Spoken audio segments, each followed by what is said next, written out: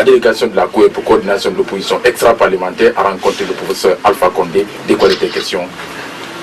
Bon, il était question de lui présenter les vœux, puisqu'il nous a rencontré quand même le lendemain en fait. Et ensuite solliciter auprès de lui une autre audience afin que nous puissions préparer un mémorandum qui prend en compte la synthèse de nos préoccupations sur la situation générale du pays, à le soumettre lors de cette audience future. La demande du président à vous rencontrer intervient au moment où vous suspendez votre participation aux activités de l'opposition républicaine. Est-ce que ce n'est pas une politique de la part du président Condé? Est-ce que ce n'est pas une application de la politique de la part du président Condé divisé pour régner? Non, pas du tout. Les gens se font des appréhensions. C'est juste le principe. Ça n'a absolument rien à voir. On a eu un entretien très serein et très détendu avec le président de la République. Ça s'est très bien passé. Nous avons pu passer le message que nos pères nous ont confié. Et nous allons encore le rencontrer lorsque le mémorandum sera prêt pour le lui remettre. Donc, ne perdez pas de vue que c'est le président de la République.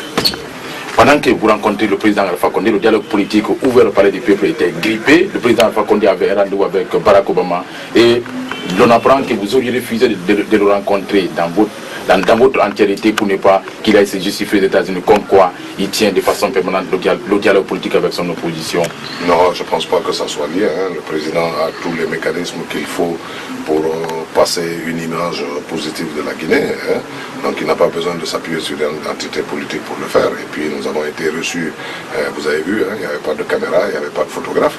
Donc si c'était l'objectif qui était visé, on aurait trouvé et les caméras et les photographes sur place. Mais nous avons été reçus en toute sérénité, en toute tranquillité. Nous avons échangé sur des questions de préoccupation nationale qui n'ont aucune influence pour le moment par rapport à la dynamique internationale dans laquelle il s'est impliqué.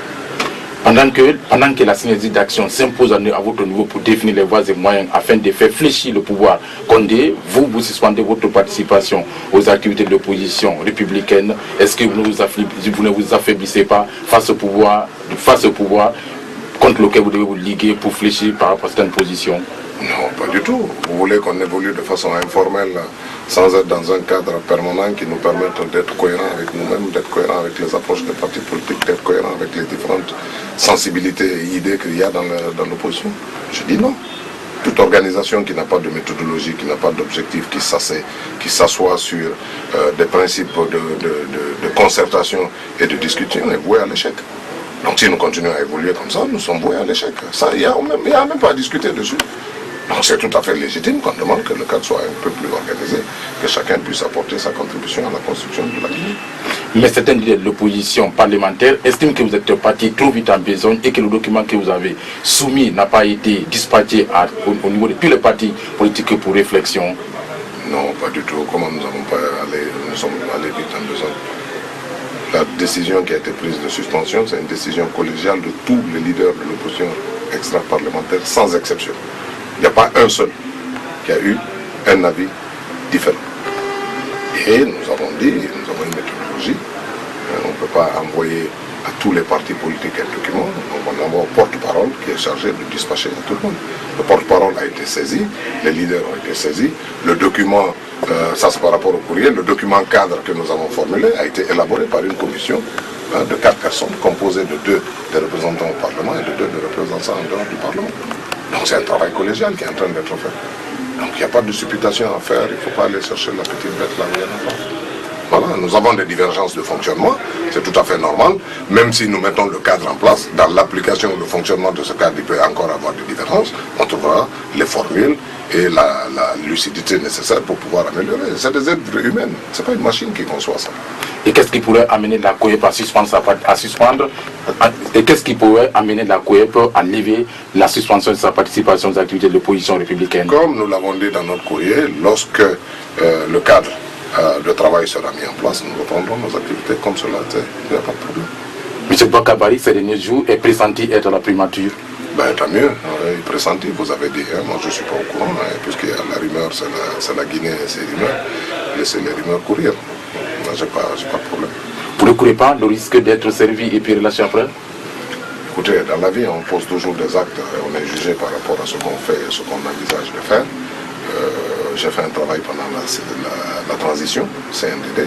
Je crois que si j'avais fait un mauvais travail, on me l'aurait signifié. Si j'ai fait un bon travail, on me l'aura signifié. Donc je ne présage pas de ce qui va être dit demain. Ce qui m'intéresse, c'est les actes que je pose aujourd'hui pour qu'ils puissent me permettre de garder et ma sérénité et ma dignité demain. C'est tout. Le reste ne pose pas de problème. Boubacar Bari, sous les couleurs du PNR, avait engrangé des résultats très appréciables. Après avoir changé des partis politiques pour désormais diriger l'UNR, les résultats ont changé au cours des élections législatives dernières. Qu'est-ce qui explique cela? Cela n'est pas de soi. Vous savez que l'élection présidentielle est un événement extrêmement particulier et puis se faisait dans notre pays dans un contexte aussi particulier puisque c'était une sortie de transition dirigée par l'armée nationale. Donc c'était l'engouement, c'était une dynamique nouvelle qui se mettait en place. On a fait un travail extrêmement important. J'ai fait toute la Guinée pendant la campagne présidentielle. Donc j'ai pu asseoir les bases du parti. Donc c'est normal que les gens identifient le parti au leader. Comme ça se fait partout, dans tous les autres partis. Les partis sont identifiés au leader. Donc si le leader change d'entité politique et que l'information ne puisse pas passer à l'échelle du pays compte tenu de la défaillance dans le monde médiatique de la vulgarisation de l'information à l'échelle du territoire national, cela, naturellement, va avoir des conséquences. Et c'est les conséquences de ma démission de ce parti politique vers l'entité nouvelle que nous avons créée.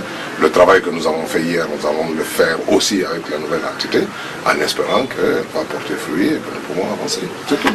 Des nouvelles échéances électorales pointent à l'horizon. Quelles sont les nouvelles stratégies qui définissent l'UNR pour ne pas retomber dans l'ancienne expérience? Bon, écoutez, l'UNR appartient à un ensemble politique qu'on appelle la COEP, la coordination de l'opposition extra-parlementaire. Nous sommes en train de réfléchir aux stratégies à mettre en place. C'est prématuré pour moi de vous dire ce qu'on va faire en 2015. Nous continuons à installer le parti sur le terrain, nous continuons à vulgariser les idéaux et les valeurs que nous estimons être la voie médiane pour notre pays. Et je pense que ça finira bien par payer parce que nos compatriotes se reconnaîtront dans cette voie médiane qui consiste à rassembler l'ensemble des Guinéens dans leur diversité. Monsieur Boubacar Bari, merci. Merci à Digi FM, Big Up.